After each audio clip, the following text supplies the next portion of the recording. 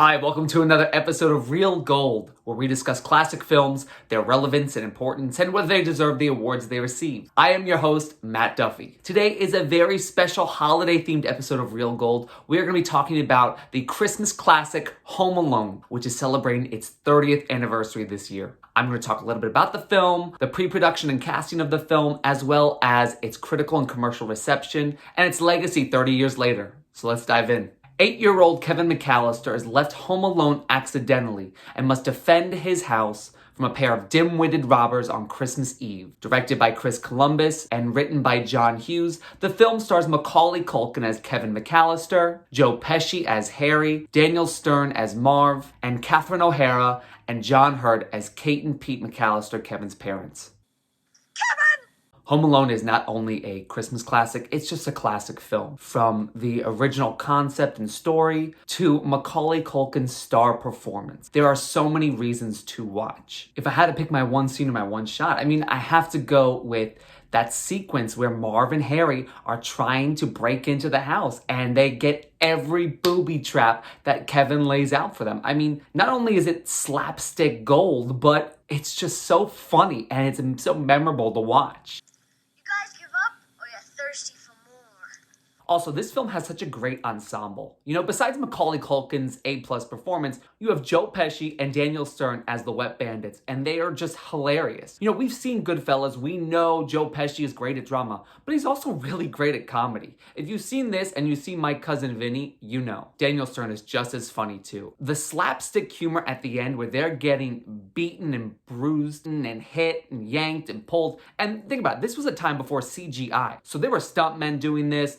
It was a different time back then. But also, Catherine O'Hara's performance, I didn't really notice this until I rewatched the film. She is the emotional core of the film. Her journey to get back to Kevin is just so heartwarming, and it really wraps all that schmaltzy stuff in a bow at the end. Also, we need to talk about John Candy's cameo. John Candy is great. He is one of the best comedians ever. His scenes were filmed within one day. He improvised all his lines, including that hilarious monologue about leaving the kid at the funeral home, and he was paid scale. So the original concept of Home Alone stems from the filming of the movie Uncle Buck.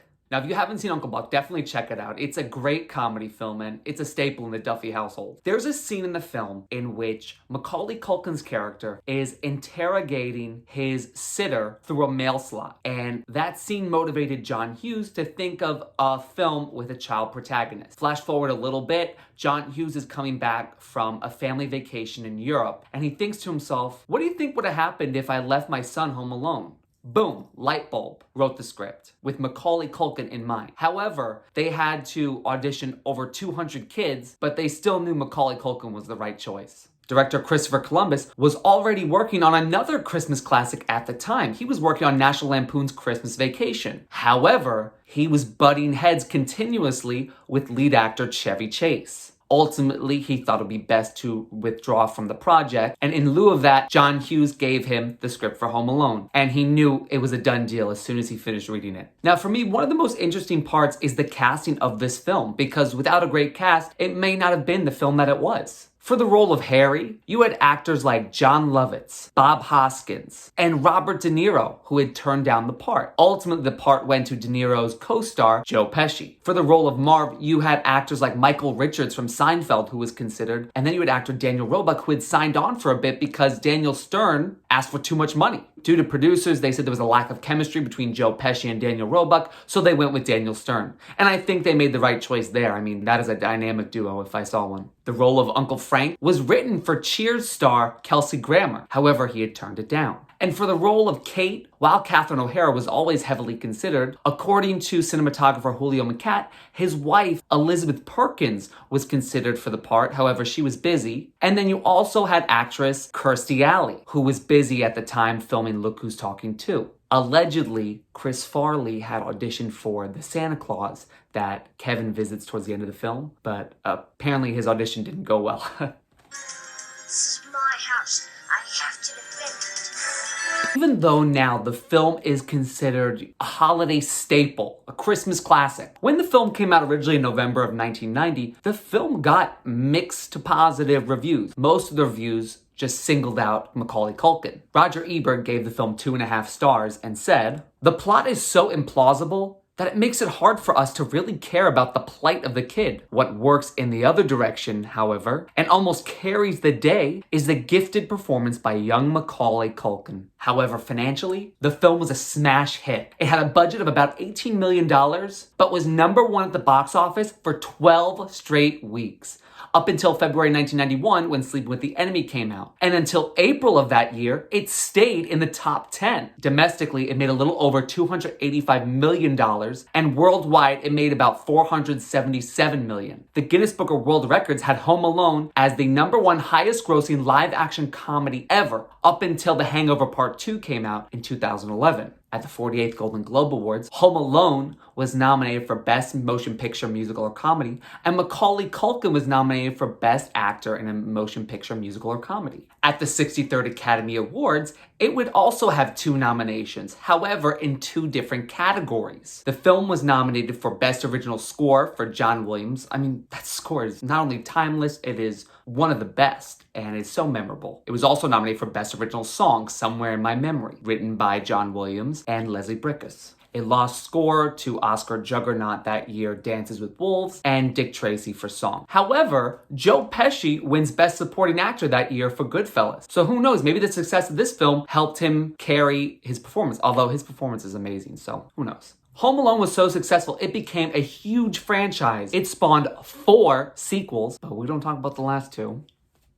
And multiple video games, board games. The image of Macaulay Culkin slapping his hands on his face and screaming is not only memorable, but it is iconic. It was slapped on every poster, and I would argue it's as legendary as the main title from Jaws. 30 years later, Home Alone and its stars are still a part of our pop culture now. Macaulay Culkin was an overnight sensation. He's probably considered the most successful child actor since Shirley Temple. He hosted SNL. He starred in Michael Jackson's Black or White music video. Then he made films like Home Alone 2, Lost in New York, The Good Son, Richie Rich. Who can forget him as Thomas J. in My Girl?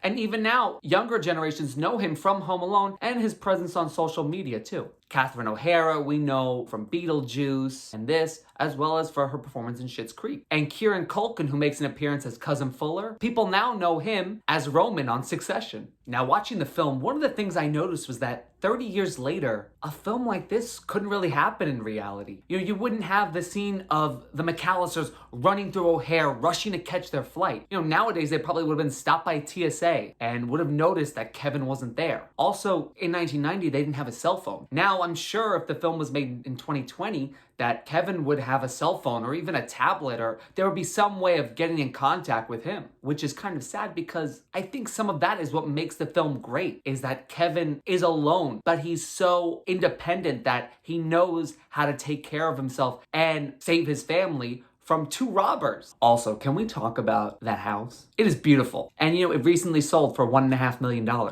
Home Alone is a staple in the holiday season. It provides joy and memory for so many people, including myself.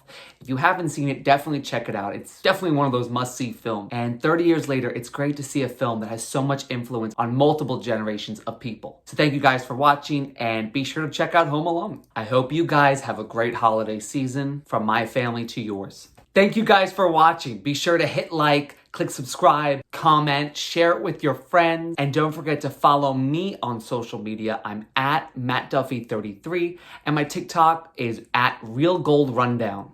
So check out that for more videos. I had so much fun making this video, and I hope you guys did too. Be on the lookout for another video coming soon. Catch you later.